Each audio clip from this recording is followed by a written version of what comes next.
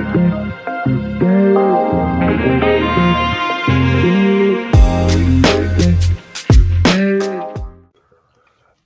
welcome to another edition of the Bullheaded Podcast. I'm your host, per usual, Sean Tyson, here with Zoo and P. Bush. How are you guys doing?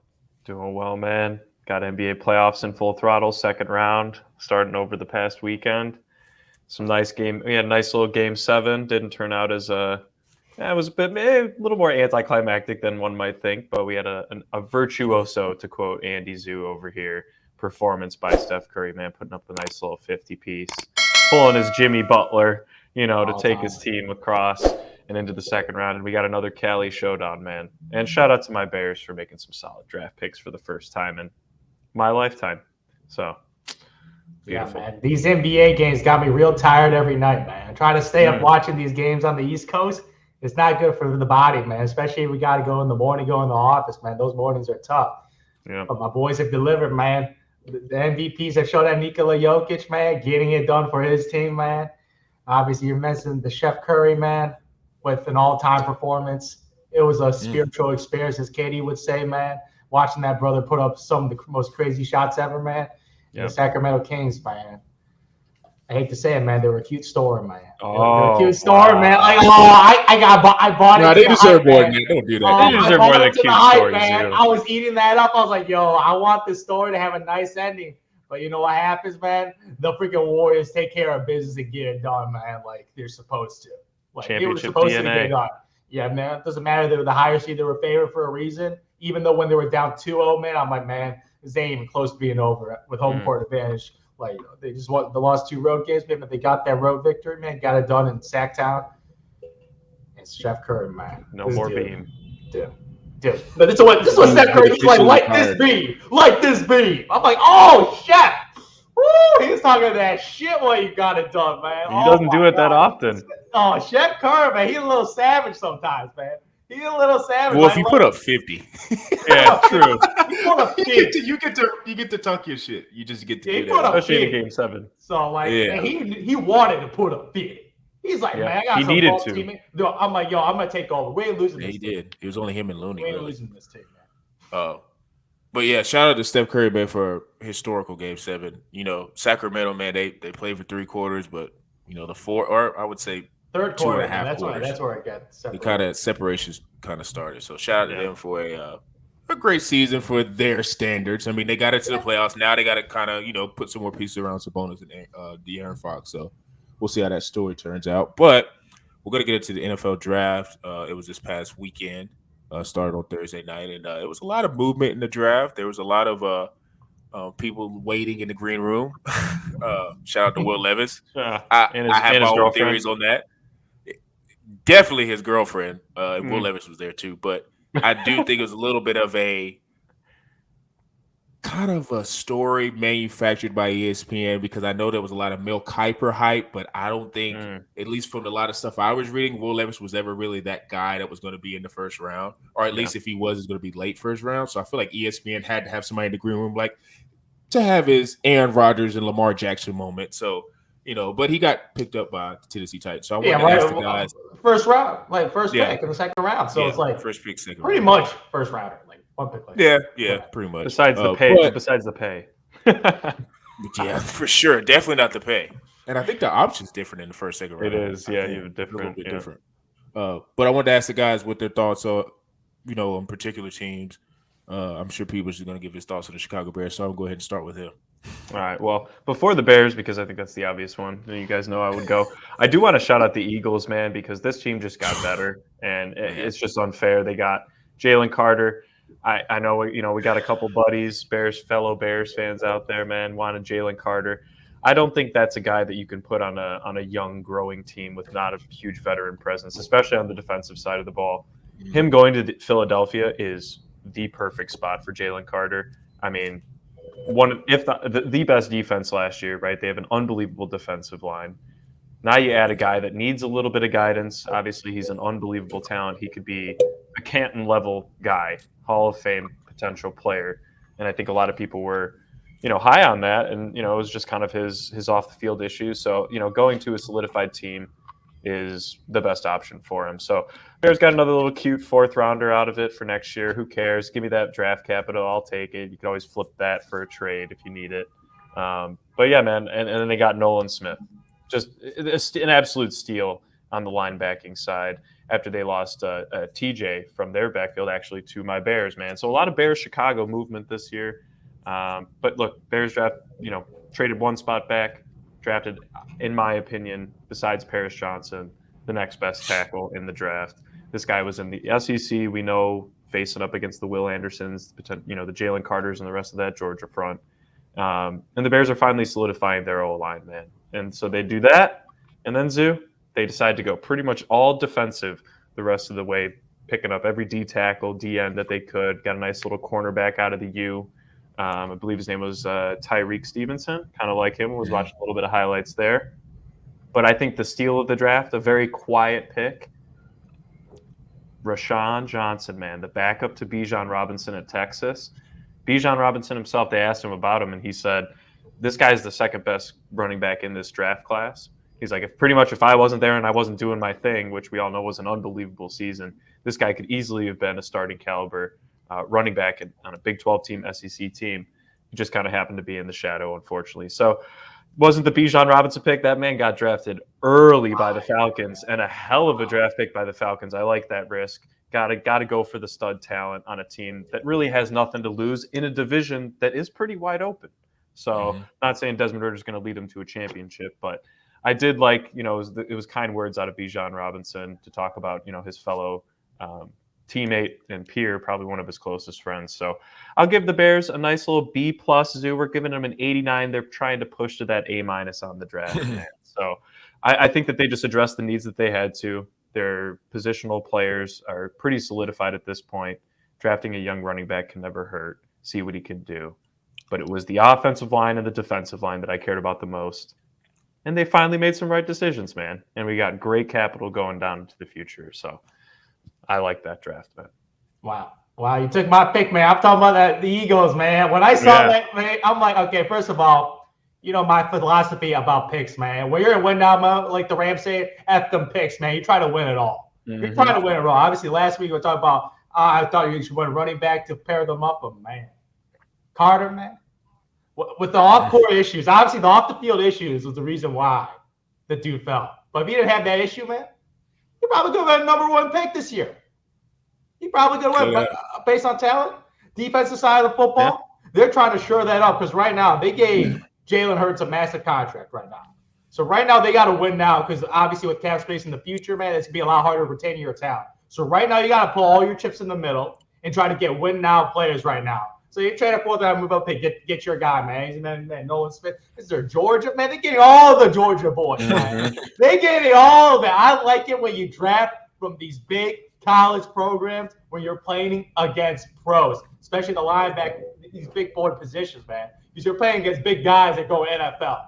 You ain't in some random division playing guys that ain't going pro. You're playing against future NFL prospects in a division like Georgia, man. Jesus Christ, man. And they got those little comments, a couple of Micah Parsons. Are you serious? Are you serious? A poor man's He's a beast, man. Yeah, I'm just like, Jesus Christ.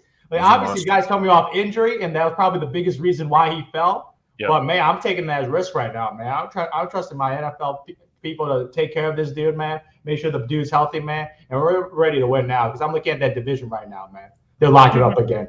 Low-key right now, this Eagles team right now, it is very hard to maintain being a dominant team outside of the Kansas City Chiefs who make it look way too easy.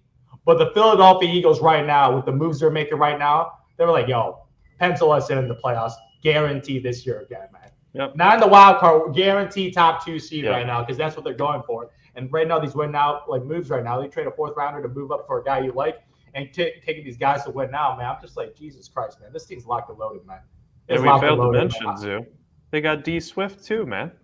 Oh, yeah. I forgot to mention, man. It's not the draft. Man. Detroit Lions, man. They must really love that running back. Yeah, yes. They took him early. Their celebration looked like they won his the comp is lottery, Alvin, man. So that was his comp. Yeah, so, I mean, that's probably why. They won the freaking lottery when they drafted this dude. Like, a running back that early that is not Bijan? Jesus Christ, man. A pass-catching guy. I'm just like, man. They healthier obviously Swift. That's what they're going for. They're hoping he's a healthier version of DeAndre Swift, man. Yeah, they're like, man, like coaching staff last year, obviously the dude had knick-knack injuries. They didn't use him that much, man. They just didn't have a good relationship with DeAndre Swift. The minute they drafted their RB of the future, man, they shipped him out immediately. They gave D-Mount a bag. So they're trying to put the committee, aka the Mark Ingram, Alvin Kamara play style, man. That's what they're going to do to pair with Jared Goff. So that's what they're going for in their offensive play call. But yeah, they got DeAndre Swift for a late pick. Beautiful, man. Like 5th rounder thing. Typical NFL, man. Yeah, I'm just like, my goodness, the Eagle. They put up a clinic. I'll give them an A+, man. I'll give him an A+. Yeah. I saw like, damn, I got Carter. Jesus, and you saw the reaction, man. I don't know if you guys saw this. Michael Parsons saw the reaction, saw that pick, man. He's like, oh, he was raging, man. He was raging, man. Playing against that brother. Jesus Christ. So that's all I got, man. I'm very, very impressed with the Eagles, man. Last year, they were my sleeper team, but no one's sleeping on this team no more. No. With that Super Bowl performance, because they were good enough to win it all. Now, obviously, Jalen Hurts became the highest paid quarterback for a second before Lamar Jackson took over for 1 minute. So at what moment he was the highest paid quarterback in the NFL? But Jesus Christ, man, no one's sleeping on this team no more, man. Nobody's sleeping on this team. They're a household name now. No. So big time moves by the team trying to win it all. Yeah, I'm with you. The Eagles, they just stack talent on top of talent. They also got Ringo, I think, in the 3rd round, which is, I think most of his concern was, is he a safety? Is he a corner? But when you're taking a guy who was kind of projected at the bottom of the 1st round, early 2nd round, I think you get him in the 3rd. You can, put him back there, see where he fits. He can take time to develop. And with him being with other Georgia guys, maybe he develops faster because he just has a familiarity with the guys on the team. So. Yeah, I'll tell you what, it's pretty unbelievable what the Eagles are doing, and I really didn't think Carter's going to drop that far. For me, and real quick, Sean, and they took that Tyler Steen kid out of Bama, that guard. They're the best offensive line as well, and they're only making it even better. I don't even know what to say, man. A team that is in the Super Bowl should not be doing this well in the damn draft. I'll put it that way. Their GM, their ownership, and their coaching is top tier the past couple of years, really since COVID. Yeah, it's unbelievable. And two, with Jalen in that contract, a lot of the guys they're probably the guys that were stars on that team last Super Bowl, they're probably like, oh well, they're not going to be able to sign those guys. But I mean, it doesn't matter because you're going to have all these guys on the rookie deals. You got Jordan Davis last year, so like just imagining Jordan Davis with Jalen Carter, and then you got Nolan Smith roaming around, And I think with Nolan Smith, like. His measurables were insane, but it wasn't like a leg. It was just a pectoral type injury. So I feel like if he could bounce back from that, which I think he will, if his legs are fine and he's able to still run around and fly around, like, good luck, NFC East. Like, Daniel Jones, salute. Dak Prescott, salute. And whoever's Washington quarterback, salute. But, man, it's gonna be tough sledding for you guys. So, but for me, I'm going to focus more so on the quarterback. I thought with the Anthony Richardson pick with the Colts, I thought it's immediately when I saw that, the first thing that came in my head was Jonathan Taylor.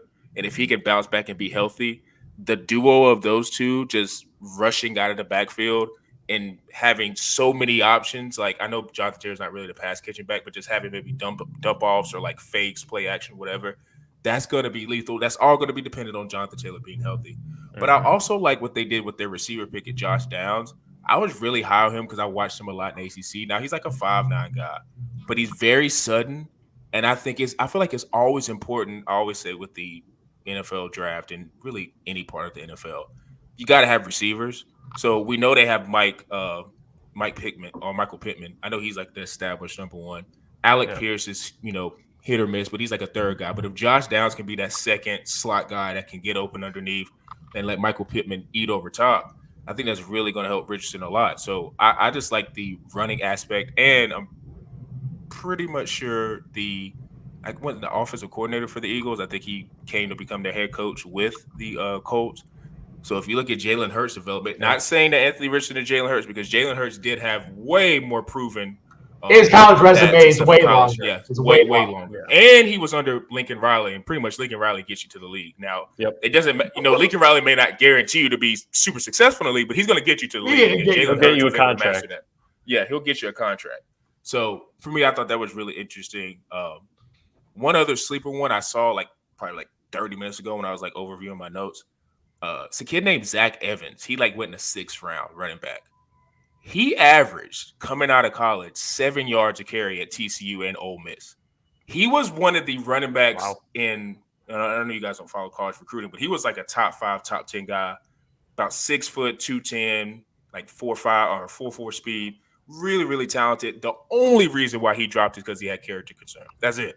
Like that is the only reason why. Per Like usual. I think if he didn't have those major red flags, I can't say they're minor because if they were minor, he probably would have went in the 3rd round. But they're probably major red flags, and that's why he dropped to the 6th. But I think in terms of talent, he's not Bijan, but he's a step below. Like he's really talented. You should go. You should go look up his highlights. Step below, just a step below. Wow. Listen, he averaged at TCU, who was in the national championship game this year, and at Ole Miss, which he played for Ole Miss this year, but he was on the TCU. He signed with TCU out of high school.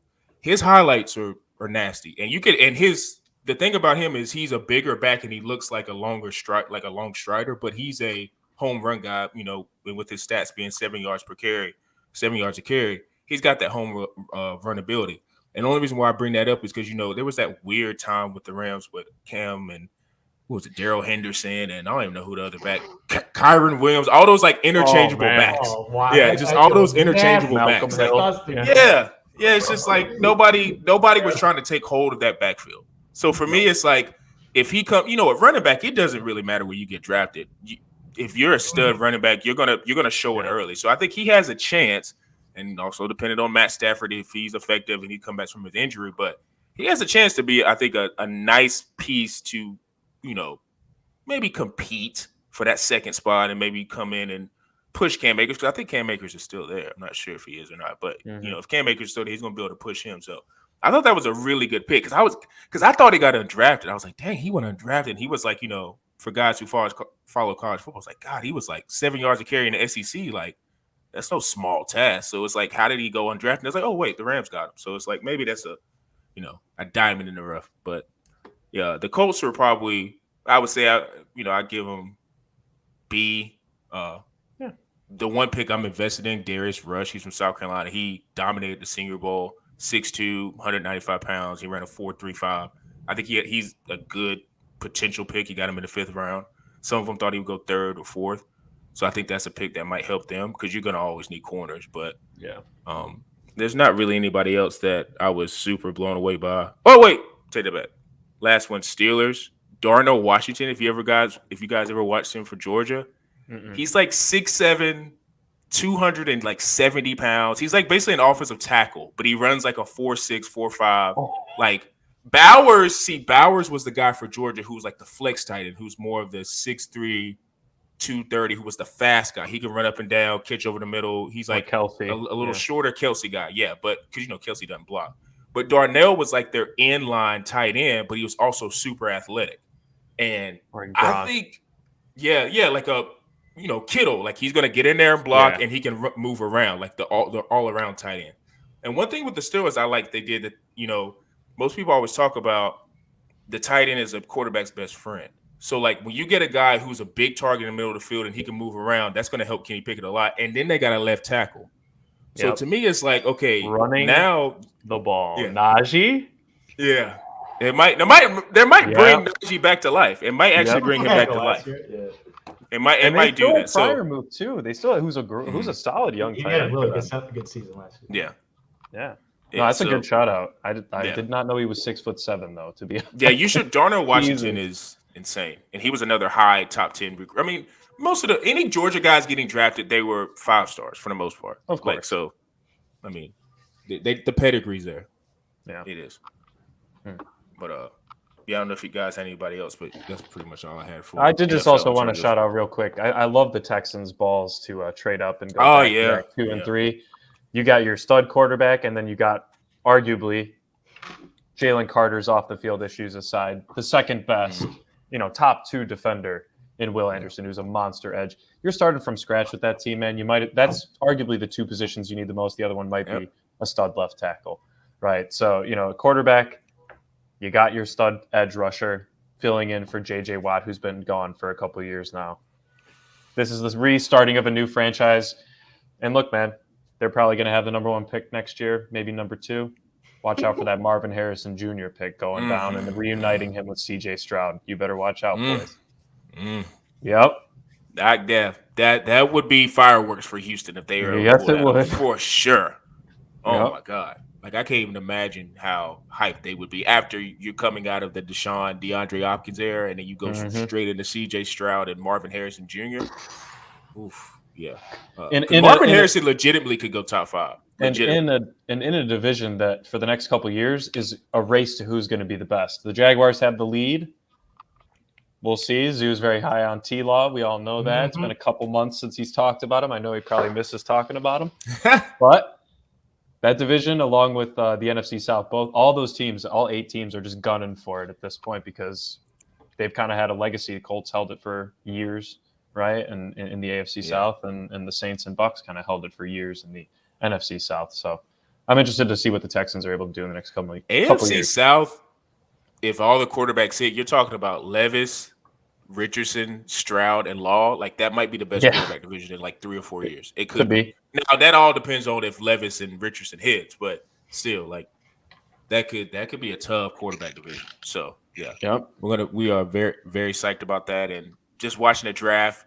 In full disclosure, the only thing I was thinking about is fantasy, or just like of course going to take. So I cannot wait for fantasy this year, especially at running back, dude. There's so much movement. I cannot wait to see how fantasy is going to shape out this year. So you guys tune into NFL Talk. We will still be talking about that from time to time, but transitioning, it is the NBA playoffs.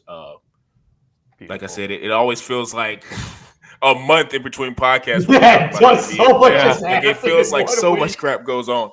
It's insane. We are now in the second round of the playoffs, and there's a couple games getting started tonight. There's a game on right now, but kind of want to ask the guys their thoughts on, what they have seen for the playoffs so far. And I guess Zoo, maybe we could start with last night.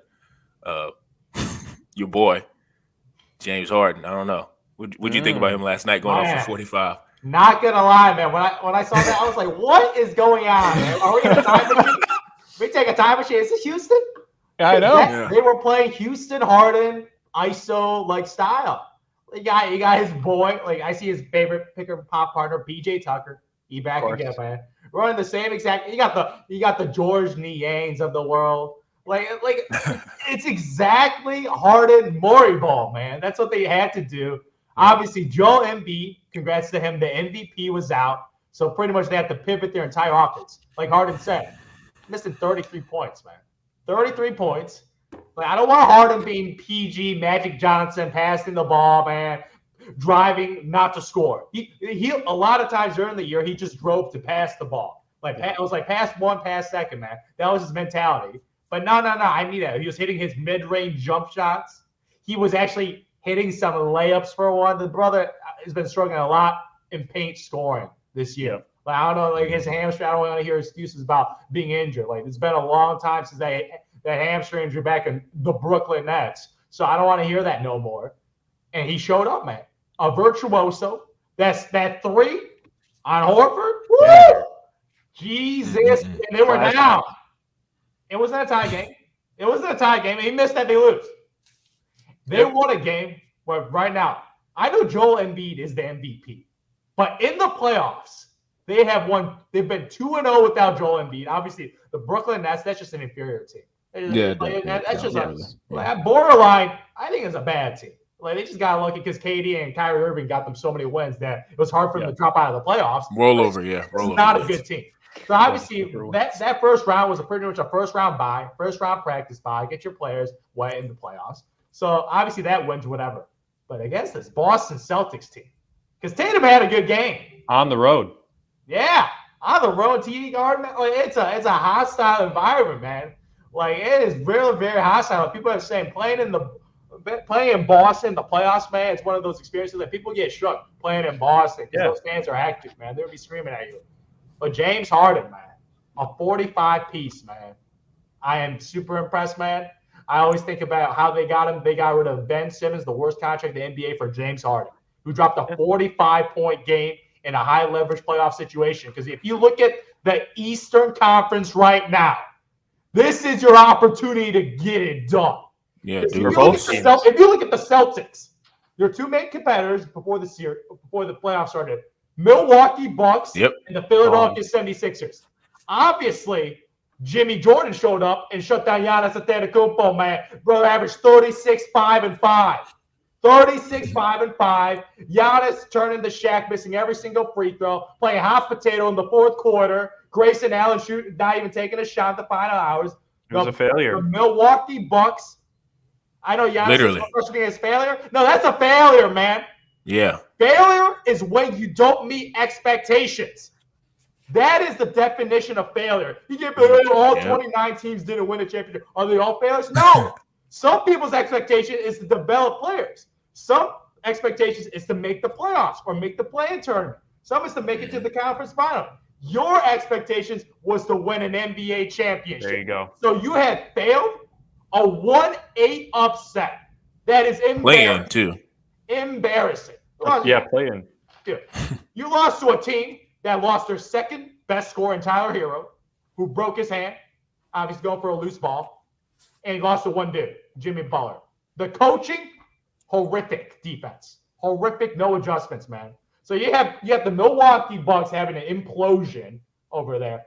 And you got the Philadelphia 76ers with their MVP injured again. I love Joel, but the brother's a Band-Aid. He is injured every single playoff series. Yep. Same thing happened last year where he broke his face. And Yeah. now this year with the knee. So Boston Celtics, you better make it to the finals. No excuses. I know Joe Mazzulla, man. This guy's a first-time rookie head coach, so he's obviously this ain't it, man. He's been assistant coach, man. Like, no, this is first-time opportunity. You better get it done because you got a blessing that Joel Embiid is injured right now. Because this is my pick to make it out of the Eastern Conference right now. And obviously with Embiid, obviously they're not going to get it all. Winning one game, okay, that's cute. That's cute. But you're not going to win the series without Embiid. But that performance by Harden, man, it was an all-timer. This is probably one of his top one or top two performances of all time in the playoffs. So and he handled the post game well too. Oh yeah, people were celebrating. He's like, one game, man. It's just cute. one game. We don't want to be the cute story. You got to win 4. One game is nothing. Absolutely nothing. Do you know who else beats team by one? The Orlando Magic have won a playoff game against the Toronto Raptors. That Kawhi Leonard team. They won one game. It's just one game.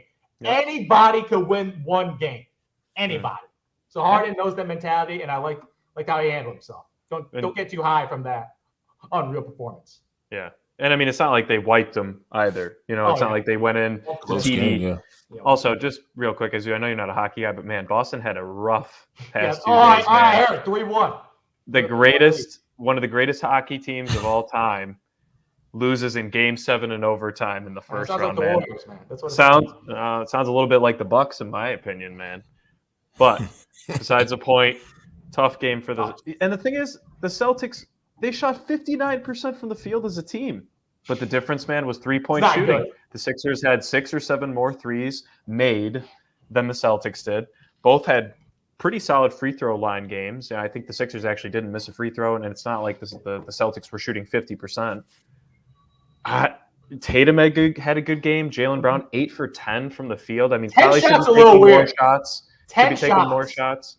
Derek White, you know what it was, though, Zoo? I think the difference, man, it was the defensive adjustments weren't made, because I'll actually shout out Doc Rivers here, Zoo, for one of the only times. Yeah, give him a little credit. I was about to say, you got to give him some credit. Yeah. Because he decided to run what worked in Houston when it was just Harden, right? And he made the call. We need to get PJ Tucker. I don't give a damn if you score 0 points. You're going to affect the game in every other capacity, whether it's motivating your teammates, setting screens, getting rebounds, passing the ball. He actually had a good movement game, in my opinion, moving the ball, keeping it moving, getting his players involved. And Tyrese Maxey can't shun that game either. He had, a little bit of inefficient, but 26, and every one of those points was necessary, obviously coming down to Harden's last shot. But yeah, man, if they get Embiid back and it does not disrupt what just happened in Game 1, I think the Sixers have a chance to win the series, man. And I said it before the series, bro. All right, Sean. All right, yeah. Even with chance. Embiid out, he's like, they're sweeping them with just Harden, man. No, I don't know about that. But I do still have the Celtics in 7. I think that they'll come back, and I think they'll bounce back. Like I said, none of them had bad games. Like, nobody had a horrible game. I think Derek White might have gone 1 for 5. They need more out of him, and they need more out of him, Smart, and Horford to really put them over the top. Brogdon had a really nice game off the bench, putting up 20. But yeah, man, I mean, I'm definitely eyeing this series. I think, to both your points, the Celtics obviously need to go back to Philly, because we're going to talk about another hostile environment to play whether it's regular season or playoffs, is Philadelphia, man. You got to go back tied 1-1 in this series. And I think that the Celtics will do that. So I don't know, Zoo. I will say, man, the Miami Heat could be really scary. And it's weird to say because, to your point, man, they're missing their second best player. You could argue Bam maybe. But scoring-wise, when you need a bucket, Tyler Hero is the guy. And Zoo, I got to say it, man. You know who's been stepping up huge for this team? I watched the game. Yeah. It's a big bone himself, man. Kyle, he's shooting the heck out of the basketball. He is. He is shooting. Yes. He's shooting with confidence, man. When you see him rise up, man, he's shooting with confidence. And I got to give got the experience. That last game when Jimmy Butler sprained his ankle. Yep. Obviously, they were using Jimmy as a decoy. The dude was camping in the corner. He couldn't move. Yeah. But I am shocked he stayed out there because he was doing nothing on the offensive end because he couldn't move. And who was dominating the basketball? Kyle Lowry, man. He was the primary ball handler, made good decisions, man. I got to give it to Kyle Lowry, man. He showed the heck up at him and Kevin Love, man. Every the penny. resurgence of the old dudes, man. The old chubby dudes, man. But I saw Kevin Love throw some Aaron Rodgers passes, man, to Jimmy Butler before Jimmy got injured. But that quarter happened like boom, boom, boom against the Knicks. I was just like, God damn, Kevin Love. And those are perfect outlet passes. He's always been good at that. He got good with LeBron. LeBron. When he did the outlet to LeBron for the game winner on the Wizards, man. So Kevin Love is on point with that passing. So I got to shout Kevin. He also drained his threes too after he was on the bench. Eric Spoelstra has made an adjustment, put him in the starting lineup, man. And they've been extremely successful with Caleb in the starting lineup, added a little more shooting for Jimmy Butler. But I am extremely impressed with those guys because if you look at that roster, man, it's just not that good. Max Strus. Dude, shout out to Gabe Vincent. Average. He had a nice game. Gabe Vincent. If Gabe Vincent wasn't on this Miami Heat team, man, they'd be playing Milwaukee still, man. Because that brother hit the three-pointer against the Milwaukee Bucks when they were down. And if you miss that, they lose that game, and who knows what happens in the future. Gabe Vincent hit one of the most clutch shots ever, man. Just pulled up three, no conscious, man. Shout out to Gabe Vincent, who's shooting. He shoots with confidence too, man. He does. Irrational confidence. Because in that not Dylan Brooks level, but he's pressing it. Yeah, this dude pulls up. He shot 7 shots in the first quarter, man. This dude just chunks the basketball, man. And Jimmy Butler trusts him. Yeah. Man, Eric Spoelstra trusts him. Spoelstra, I think Spoelstra deserves a lot of credit. He's going to go down as maybe a top 10 coach ever. He might go down as a top 10 coach. He's already in the top 15 voted head coach. Yeah. So, he's with the talent base that he has, the way that he's able to get the most out of those guys is truly amazing. Because we all know about Butler, but the rest of those guys, come on, that's coaching and Pat Riley. But I'm going to give Spoelstra his credit for that. And we're recording this right now. It's halftime. Jimmy Butler's not playing, and the Heat are up by 3 on the road, man. That's incredible. I mean, Caleb Martin, leading scorer is Caleb Martin out of. Don't get me. I might bet. I think he was out of Nevada, man. Him and his brother, Nevada, Caleb and Cody Martin, man, the twins. Out of Nevada, who had nice tournament performances a couple of years back, man. But I'm not saying the Heat are going to win the national championship, win the NBA Finals. Yeah. But I think that if they do move on past the Knicks, either one of those other 2 Eastern Conference teams will have problems with them. And I think that they could force 6 in a conference finals were they to beat the Knicks. And I have them winning in 6 against the Knicks. So it just depends if Jimmy can come back and be at his full strength. Knicks are going to have to they're going to have to get this game tonight because they can't lose 2 at home. It's similar to Milwaukee with Miami in the first round. Even though Giannis was out, you just don't want a scenario where, you're only down 3-1. We got Giannis. We'll come back. No, if you're the Knicks and you're down 2-0 to the Heat, I just don't see it. Especially, I think Julius Randle's not playing either, so maybe he's playing tonight. I'm not sure, but okay, well maybe he's going to need some games, get some rhythm. But a quick point on Boston. I think their problem is they can't close games. They couldn't close in that Atlanta series. They played around with Trae Young and his legend. Shout out to Trae. It keeps growing. I know he's got a lot of flaws, but we got to start having a real different conversation about Trae because he steps up in big moments. I know he's a flawed player, but every player is not perfect. I think sometimes because I think too, I just hear a lot of when I saw the Trae's the most overrated player in the NBA. Stop. He has moments where he plays selfish, but he steps up in very big moments all the time in the playoffs. He just maybe needs to learn how to become more mature as a player. But he steps up, and I would take him over a lot of guys in the playoffs because a lot of guys get a lot of pub and don't make the playoffs, which is another conversation. But I do think with Boston, they need to learn how to close games, bro, because there is no way that Tatum almost has 40 and the play that you draw, and I don't know if it was drawn up because Marcus Smart does like to go rogue sometimes, but him just dribbling into like traffic and trying to force it to Tatum, like what is that? Like I don't know if that's coaching or if that's Smart just doing whatever the hell he wants, because I know he's the guy that gives a lot of defensive energy. So like it's kind of like it kind of is similar to, even though Marcus Smart is a better player, it's like Dylan Brooks. It's because he tries so hard on defense. We're gonna give him as many shots as he wants on the offensive end. Yeah. And I don't know if that was the play call, but you got to I think Tatum needs a little bit of that Butler energy of like, I know there was a quote of Butler talking about, no, like the play needs to go to me. Tatum needs to be like, yo, I don't care what the play is, just give me the ball, somebody throw it in, and I'm going to make a play. Because even the play before that, when I think Harden had hit a three or a runner or whatever, he like got the ball, spun around and got a foul call and knocked down the free throws and put him ahead. So like, I don't understand why that play call looked so miscompatible or just all over the place. I don't know. But they have a struggle closing games. So it's going to be interesting to see in game 2. I think they're going to probably blow out the 76ers because I don't see Harden doing that again. Now, he may have one of those games at home, but I don't see Harden actually doing that again. So, they're going to buy as much time with Embiid, and maybe they get him back for game 4. But Boston needs to learn how to finish games because, like you said, dude, this Eastern Conference is wide open. And you don't want to be in a situation where you made the finals last year and now you're in a game 6 or 7 down 3-2 to the 76ers and you're on the brink of elimination in the conference semis. Like, you don't want that. Like, that's not the trajectory of what we see the Boston Celtics as. And I want to give a shout out to Paul Reed. Like, his double-double with the rebounds and those those 4 free throws he hit. That takes a lot of confidence, man. And he's not Embiid, we know that. But come on, bro. Like him just coming in and being who he was. I think we're just seeing 4 P bushes. Hold on, there we go. 2 P bushes we just saw. I didn't even know you was frozen, bro. I just exited out and got back in, so it might have kept my old one. I have no idea. You good? You good? But I want to see Boston close, and I need to see them take this series more seriously. And honestly, I would love to see them win the next 4 because that would show the dominance they've been this entire season. But who knows what's going to happen with that? Right. But switching gears, going to the Nuggets, I'll make this quick.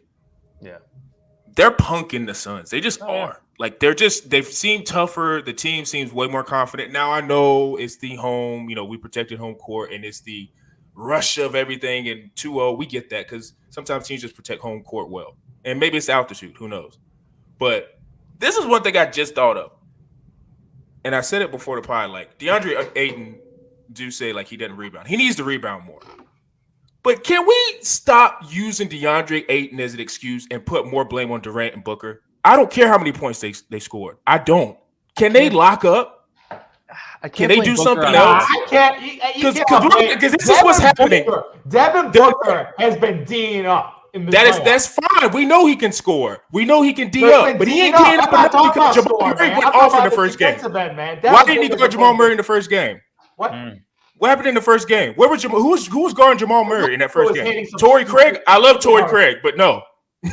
Jamal Murray, you gotta take the onus, bro. Was slowing down Jamal Murray. He was hitting step back threes, man. Like legit, it was good. I just don't. My point is, I don't want the excuse to be Ayton. With Durant and Booker, I do not want people to use Ayton as the excuse because that's what's being formed as a narrative. Ayton's going to get all the blame. And to me, because I'm a LeBron guy, people always like to say, hey, LeBron and his teammates, LeBron, if he loses, we just blame his teammates. Well, this is what's being formed with Durant and Booker right now. Because if they lose a series, which I think it could still be a series if they win game 3, but if they lose a series, I can see the narrative forming about how bad Ayton is. And that's not fair. Durant and Booker need to get it done. I don't think Ayton's going to be the biggest scapegoat. It's going to be the bench. You don't watch TV then. No. It's the bench, man. Legit, that bench. When they made the trade, what are we talking about? No. That was when we made the trade. There were people on this podcast, including myself, saying, hey, that is what you got to give up. And it didn't matter because we got Durant. That's what we all said. Because a lot of us, I mean, I was I'll like, do I that think the trade Suns in a is a heartbeat. favorite. But the weakness of the team is getting exposed right now.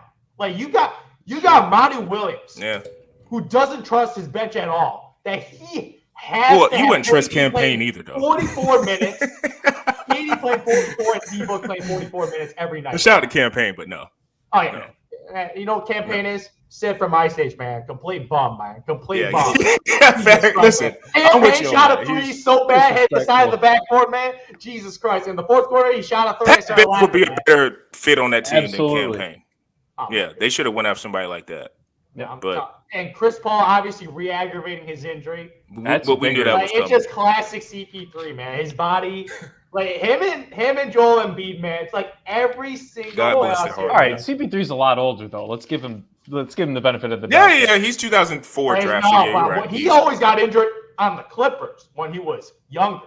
He got injured a lot on the Clippers. He had some big shots for them when they were making their. He really did. He had some big shots, but the dude gets Spurs. I remember that. I swear to God, everywhere he goes, he gets injured. Against the Rockets, injury. Sure. Clippers, injury. Suns, now injury. Even this is not the first time he got injured on the Suns. Like back last year, he got injured. Every single year, this dude gets injured. His body is just cannot sustain these long playoff runs right now. And obviously, with him out, you have to have campaign in the rotation right now. Well, guess what? This may be unfair, but I need Book. Those guys are rotation guys. I need Book and Durant to. It may be unfair, but I need them to average 45. Then sorry, I'm just not trying to give they're too talented. They're just too talented to be getting punked by the and this is no disrespect to Denver. The Nuggets are legit, they got dudes. They got dudes. I know they got dudes, but that is and this is. I was having this argument with a friend in a friend group. This is why I always say there's levels and tiers to who are the true superstars. Because on one hand, you can't be a star like Devin Booker or a superstar like Durant and talk about the bench. We don't I think Steph and LeBron, we would not make that excuse for. We would be like, get it done. Yeah, those Cavs thing, yes, we do. But I'm saying there's just levels, there's tiers, and I just feel like a lot of what I've been seeing, and not saying you guys are saying it, but what a lot I've been seeing is Ayton's been getting a lot of blame, and we know his limitations. Like I said, I've never thought he was a defender. I don't know. He just doesn't rebound, which he should be doing. No, that's what he should be doing. That shouldn't be a limitation because he's a better athlete than Jokic. He's as big. He was never a defender, though. He's just never been a defender. I ain't talking about just rebounding with you, but he's just he doesn't need a lockdown Jokic. Nobody can lock down Jokic. No, I'm not saying that, but bother him. But the defensive rebounding and being more on the glass like offense, you should not be getting single-digit rebounds. Yeah, that should not happen. I'm with you on that. I'm not especially in a game that's such low scoring. So that means more missed shots. That's the difference. You should be able to get double-digit rebounds every single game. Mm-hmm. We're not offensively, he takes his little mid-range, and sometimes he gets his oops to the lane, he's a rim runner, and he got a little mid-range game. But the rebounding, that is a valid thing. You look at shout out to Aaron Gordon, too. He's another. He's been nice. Rebounds, man. Jesus Christ, man. Jesus Christ. I don't like it. I'm talking about right now. We're talking about Jokic, though. This is what happens when your team is healthy. Yeah. Last 2 years, he has been robbed of playoff opportunities because he was playing with a bunch of bums, man. All his dudes were injured. But now this year, man, Porter's healthy. Jamal Murray's healthy. You got KCP sniping threes, man. He's some big nice. Underrated pickup. 4 for 4, 3-and-D, 6'5" wing guy. Unbelievable pickup, man. And Aaron Gordon doesn't have to be asked to be the second option. He doesn't have to be the second option. He just runs around. That was a disaster. Aaron Gordon as the 4th and 5th option offense, as the cutter, as the slasher, as the defender, rebounder. My God, this team is perfectly built. Everyone's good at a little specific skill set that others are not as good at. So they're the number 1 seed. Yeah. KD said it. I'm telling you, the fit is perfect. Yeah, I got to shout out to the guys off the bench. Bruce Brown made some huge plays, man. He was D'ing up, pissing off Booker, man. He was pissing off Booker. I like that. Not easy, not hard to do, I should say. Man. Old man Jeff Green, surprised that brother's still in the league, man. Still playing. Still a rotation guy, man. And shout out to the Kansas rookie, man, Mr. Braun, man, having rotation minutes on a really good team. So this Denver Nuggets team, man, feeling real confident in getting it done this year with Jokic. This is what happens when you give an all-time player a squad. This is a squad right now.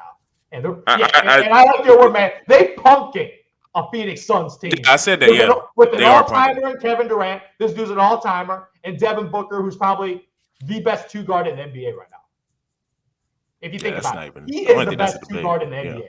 Yeah. So that's what Jokic. Because Jokic, like I'm telling you right now, Jokic put Jimmy at the 2. Jokic can finish all time as a top 5 center. Well, yeah. I respected Jimmy. I forgot about Jimmy. That might be a conversation. If Jimmy's a shooting guard, I might put Jimmy. Yeah, because that's tough. He plays more of the wing forward position.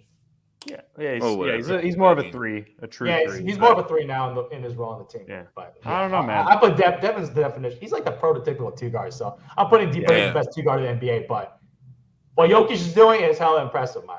I don't know. I'm just more irritated because it's like all this fuss, Durant getting out, and then now you're in Phoenix, and now people. It's just like, no, like at some point you just got to get something done. You can't. Well, we don't have depth. You had depth in freaking I keep saying New Jersey, but with the freaking Nets, you had 2 other All-Stars. You've had stuff going on. I'm sick of people just saying with him and Book, because people are saying, well, you don't have depth. Well, the Suns before they got Durant had a lot of depth. They had depth to get to the finals, so it's like you can't complain about that now that you don't have it. So that goes back to the whole point. Is it always worth it to trade for the superstar if you've made not in today's NBA? If you've made the finals with the team that you have, I genuinely think the Suns were just desperate. Book might have put pressure on him. New ownership forced the trade. James Jones, this has been reported, did not want to include Mikal Bridges in a Kevin Durant trade. There you go. But then the ownership is like, this is Kevin Durant. Let's get it done. So this is a once-in-a-lifetime player. So but they got a new owner, right? Yeah, exactly. Yeah. Exactly. And you know how the new owner likes to. We saw that with the Timberwolves, man. See Minnesota. Timberwolves, man. Perfect example. Timberwolves. At least they got Kevin Durant. They got Rudy Gobert as their big splash man. So you can do a lot worse, giving up all the draft picks. So. But man, this is where I say, because I always make this argument with Zoo. Zoo's always like, you gotta have the superstars, man. Mm-hmm. But at the end of the day, if you want to win a championship, man, you need the Malcolm Brogdons, the Marcus Smarts, the Derek Whites. No, you can't. Then the Suns didn't find them. I used to be with Zoo, but I want people to sign there. I used to be with Zoo. Having the 2 foundations. The 2 foundation players. Sure, yes, of course, but you don't have to trade your house for it. That's my point. Yeah. I mean, look, you could argue the Sixers pulled off a heist. Yeah, well, it's because they bought low on Harden and they sold low on Ben Simmons and saying, hey, look, he could. That was the last time that argument. I told you when that dude had mental things about shooting, I'm like, I'm out on that dude. That dude's a zero asset to me. But Zoo, then you could argue that their 3rd best player was a guy that they drafted. Right? Or what did they draft? Tyrese Maxey? Yeah, man. They drafted Maxey. They drafted Booker. They developed him. They drafted Ayton. Yep. They pay CP3, trade for him, whatever. KD, etc. I just think they extended themselves a little too much. And if anything, they probably should have. If they would have just kept Cam Johnson, man, this would be a completely different type of swing that could shoot. You're gonna include Cam Johnson in any deal. I know you have to. But the Nets were not gonna make a deal. You have to, but if Durant's going to keep going 10 for 27 from the field, man, I don't know what to tell you. He got a little tired, man. Yeah, because they have no bench. Dude, it is crazy. When you're rocking these 44 minutes, man, I'm just like, wow. The band's like 34, 35, if not. I used to be with Zoo, and I am to a point, but like you said, there's levels of superstars. Like Kevin Durant is like the upper echelon. He's in tier 1. He's in tier 1. I think in this league now, because the league, like we're saying, Paolo Banchero is on one of the worst teams the year before, and he's one of their best players, and he's a thoroughbred. Like, he can go. So the league is healthy with young players, and when you got players like Scoot Henderson and Wembanyama coming in, this league is going to continue to get great, and there's going to be greater depth in the league. So I do think maybe if you're in the business of trading for a superstar, maybe you're trying to get an A- or a B+ superstar, and to your point, get 2 of those main foundational pieces, which is B+, A- type stars, and then surround them with depth. Because I think the days of getting Brown and Tatum are a perfect example. They're also, I think they were both drafted with Boston, but they were grown up in the system, and their 2 wings, Boston just got lucky with that being, I wouldn't say lucky because they drafted them, but they got 2 foundational wings, which that doesn't happen all the time. But I will say, now with the depth of the league, you kind of got to get stars that are either ascending to that superstardom or that are superstars, but they're not like in that tier of LeBron, Steph, and KD or whatever. Because with that, teams, if you're going to ask for those teams to get those players, you're going to have to gut your entire team. And as we're seeing, like, it's just you wait for free agency for those guys. You wait for free agency with those guys. Because that's what they used to do, and it worked. Like literally fast, like going, to the next series with the Lakers and Warriors. Look how the Lakers, they had LeBron, Russ, and AD. LeBron, Russ, and AD are Pantheon greats. As much as people want to dog Russ, he's a Pantheon great. Yeah, of course. But if you look at it, when they got rid of him and got depth, and a guy like D'Angelo Russell, who people don't like, and he can be hot or cold, but he wasn't number 2 pick, and he fits with Bron. So it's like you got a guy that can get hot and get streaky. You got Malik Beasley, who can drift. You got Rui, who was a top 10 type pick, but he's got the skill set. You got guys that built the depth. So now that you got the 2 stars, but you're able to. And then, like you say, with the Warriors, you got Steph, who's the main star. You got Clay. They were core guys. Draymond's a core guy, but they also had house money with Kuminga. Now Wiseman didn't work out, but they got Moses Moody. Like they got Gary Payton III. Like they got a little bit of depth. So it's like, and some of this is a conversation for like, well, maybe management is just better at different organizations. Who knows? I will say, like, the teams, how it's being built, like I've always said, like once LeBron, Steph, and KD are out the league, I think that what P. Bush is talking about is going to be more of a main focus because you got to have depth, man. Go ahead, Bazoo. All those great teams that are championship contenders, you have the 2 foundational pieces. That's the thing. You got the superstar, either in the homegrown, most of them are homegrown superstars or you acquire via free agency, and then you got the complementary guy with your superstar. So what the Phoenix Suns did, man, I totally get it. You got the homegrown superstar in Devin Booker. You get Kevin Durant to go in, and then rest of the team, you figure that out. But right now, I'm good with that. If I'm the Suns ownership, I still do not regret that trade, even if they lose to the Denver Nuggets. They got the 2 foundational guys, and they'll build out role players. Exactly. Next year, free agency. I don't think you bring back Chris Paul, though, so that may help a lot because he's a big chunk of that salary, too. So $30 million. You got to spread out the money a lot more. But, man. Yeah, you know what? Now that you're saying that, Zoo, that might be – if they say they didn't have Paul and they just filled that out with other players, they might be a way better team. Just think about it. That's 100%. $30 million, man. Yeah. If you pay each role player $10 million, those are some nice role players. You get nice 3 foundational guys. Like you just got to be able to use the cap in a smart way. And so I'm like, if you look at the Lakers, as you said, man, Sean, man. What is Chris? We can look after the pod, but I wonder what his contract is. 3 for 90. No, 3 years, $90 million. So what year is he in? Last year's not guaranteed. I think he's in year 2. I think maybe. Yeah. CP3. Last year's not guaranteed. Oh boy. It's like partial. It's not fully guaranteed. So boy. He's 38, man. He's getting up there in age, man. So obviously they got the 2 foundational, so I'm all in, man. But speaking of the Lakers, man. That's gonna be interesting. Yeah. Speaking of the Lakers, man, this time to get it done, man. You got AD looking like freaking the defensive player of the year. He made Jaren Jackson look like trash. Yep. He looked like trash in that last game. That was a tough game. That was brutal. I was well, the entire team, but obviously Dylan Brooks is on his way to China right now, man. The general manager leaked the Shams Charania today. He's going to the Bulls. What are you talking about? Under no circumstances. Defense, grind and grit. What are you talking about? Under no circumstances is Dylan Brooks coming back to this team, man. That was leaked to the Shams today, man. Directly from the general manager of the Memphis Grizzlies. So obviously he out. Like I said, OG Anunoby would have been the perfect fit. They tried to get the 3-and-D wing, a.k.a. Mikal Bridges / OG Anunoby. They couldn't get a deal done. They knew Mr. Brooks was the wrong guy for the role. 3-and-D, he ain't out there for 3. The dude, they were leaving him wide open. Man. And you saw when they had shooting, when they had Luke Kennard out there. Yep. Oh, that offense was rolling, man. With Luke Kennard and Desmond Bain as snipers out there with Jaren Jackson, and even Tillman, they were giving the Lakers trouble, which is a championship contender. So like I said, man, they were one piece away. Obviously, Adams and Brandon Clark were out, so that's why I was completely out in the Grizzlies. You're losing 2 important rotation players. I was on them. But that wing position, they just got to address that wing position, man, and the Grizzlies are completely fine, man. But finding that wing position right now, that 3-and-D wing, that's what they need to look forward to. But the Lakers right now, man, they're ready to win it all, man.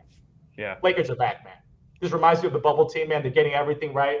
AD, man, being defensive player of the year caliber right now. Obviously, LeBron, he lost a step. Yeah, obviously. In that game where they got blown out by the Grizzlies, man, he quit on the team, or he takes games off. I saw the dude just walking. He always does that. Come on. Dude, he was in the corner, man. He was just chilling. I see him trying to go for rebounds. He was Jimmy. Dude, he was chilling. He was load managing. I knew anytime it's the game 4, I was like, because everybody, when I was watching the media, they were like, yeah, the Lakers are closing up the Grizzlies on the road. I was like, you guys must not have watched LeBron. Like, he has spurts where he is blatantly taking games off. Like, that's just how he does. And he has to do that because there's no way he can go. Now, in the finals, if he does get to the finals, he may go hard because that's like the end of the road. No, he's not doing back-to-backs, no. Yeah. And that's why I think Rob Pelinka, shout out to him, he put the team around or pushed it, or when I guess LeBron was still out, like he kind of like made the team, built it around AD and LeBron to where LeBron has the luxury. And some will say with Austin Reeves is how his, ascension has gone. Like the thing about this team is just they have like that's another thing. Like LeBron is never really on the ball as much now because you got Schroeder and you got Reeves and Russell to an extent. Even though I don't like him, I would like Russell more just a go type. 31 man, go get buckets. Yeah, that's what I want him in that type of role because he's just so good at that. He's streaky. He's a very finesse player, man. The way he plays, every time I see him, like a little bump just bother. Like he's such a finesse player. Yeah, he's very methodical. He's not super athletic, so everything with him is everything is very like deliberate with how he plays. And I think what helps him a lot, which people think this is crazy, but I think because he's left-handed, it still throws defenders off, so he's able to get that extra little step because he's left-handed. I feel like if he was right-handed, he would be an entirely different player. I'm not saying he's Harden, but it's very similar. Just when Harden took he's the like next a bootleg Harden, man. He is a Walmart version. He's a bootleg washed-up Harden.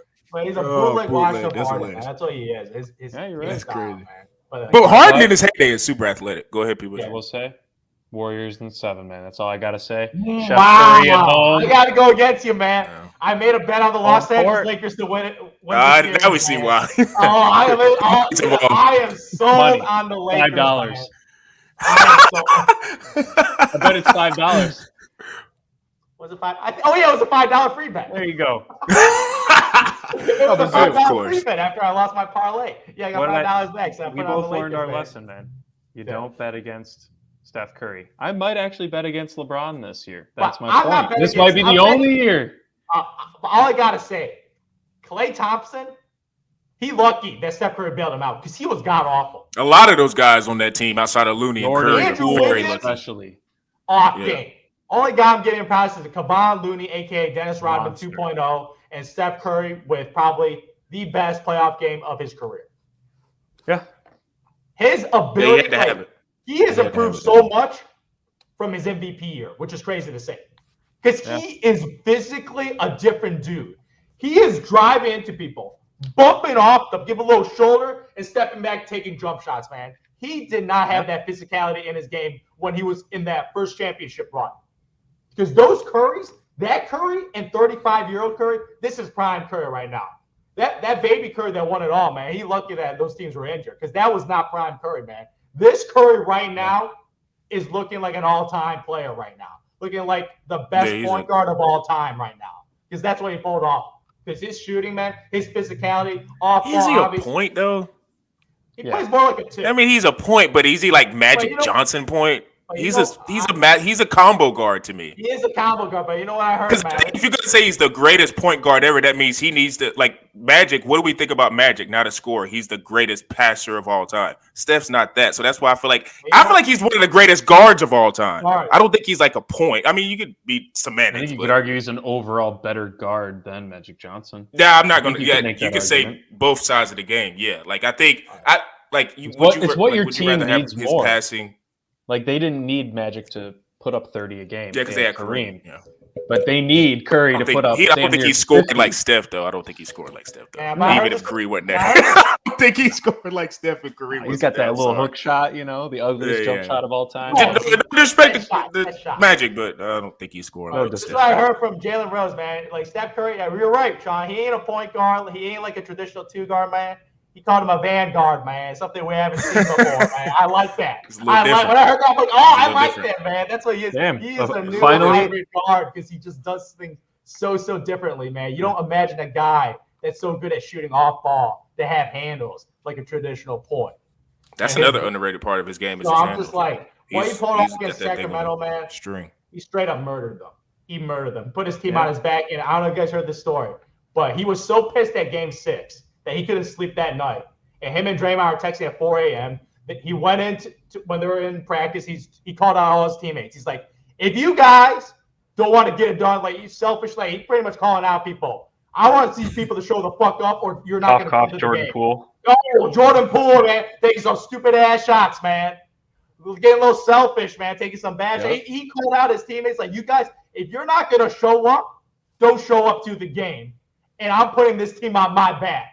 And Kevon Looney. He put on 50. He shot 38 times. 38 times. So that's a mentality thing. Yeah. You don't put up 38 shots. So he went in that game saying, I'm going to take over.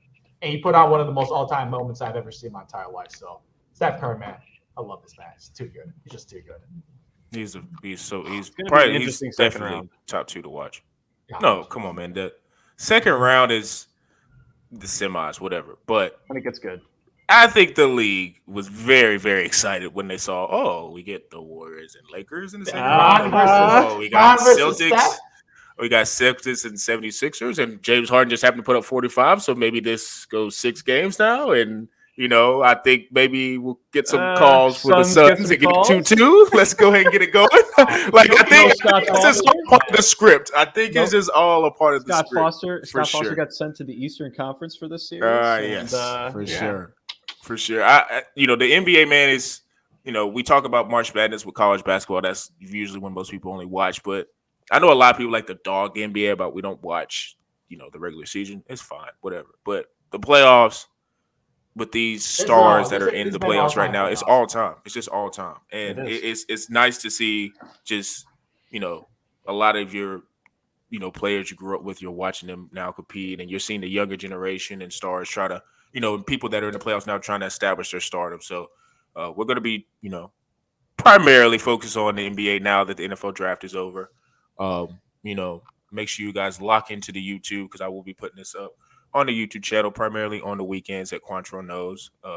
Bullheaded_pod. We have everything on Instagram, from stories, reels, carousel posts, the whole 9 with that. Audio medium, Spotify, Google Podcasts, Apple Podcasts. Make sure you give us a 5-star review. And for me, Zoo, and P-Bush, we are out.